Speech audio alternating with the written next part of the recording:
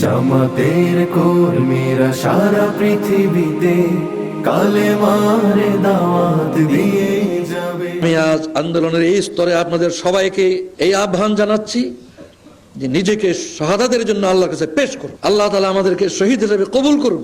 আল্লাহর দ্বীনকে আমাদের হাতে বিজয়ী করে আমাদের কাকে কাকে তিনি রক্তপাতের মাধ্যমে শহীদ করবেন, আর কাকে কাকে আল্লাহর দ্বীন কায়েমের খেদমত নিয়ে শহীদ করবেন, শহীদের দরজা কিভাবে দেবেন এটা তার ইচ্ছা, কিন্তু আমরা শহীদের মর্যাদা চাই আল্লাহর কাছে।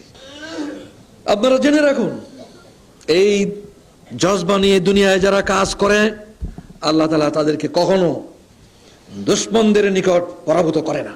তাদের মর্যাদা হলো ইয়ুকতাল ও ইয়াগলিব। কোরআন মাজিদে দুটো পজিশন তাদের দিয়েছেন, হয় নিহত হয় না হয় বিজয়ী, আর কোনো তৃতীয় পজিশন নাই, পরাজয়ের কোনো প্রশ্ন নাই। এরপর আপনাদের খেদমতে আমি আরজ করতে চাই যে যারা এই জজবা নিয়ে আল্লাহর দ্বীনকে বিজয়ী করার জন্য নিজেদেরকে পেশ করে দেয়, আল্লাহ তাআলা তাদেরকে হামেশা সাহায্য করতেই থাকে। সাহায্যের একটা রূপ হচ্ছে চূড়ান্ত রূপ, বিজয়ের রূপ। ইযা জাআ নাসরুল্লাহি ওয়াল ফাতহ, ওইটা সময় যখন আসবে তখন বিজয় আসবে, কিন্তু তার পূর্বে প্রতি পদে পদে দ্বীনের পথে কর্মতৎপর কাফেলা ব্যক্তিগতভাবে এবং জামাতবদ্ধভাবে সকলেই আল্লাহর সাহায্য পেয়ে থাকে সবসময়। আল্লাহ তাআলা নবুয়তের ৫ম বর্ষে যখন এই জুলুম নির্যাতন শুরু হয়েছে, সেই সময় আল্লাহ তাআলা সূরা রুমের ৪৭ আয়াতে ঘোষণা করেন, ওয়া কানা হাক্কান আলাইনা নাসরুল মুমিনিন। মুমিনদেরকে সাহায্য করা এটা তো মুমিনদের আমার নিকট তাদের হক, এটা আমার ডিউটি, এটা আমার দায়িত্ব।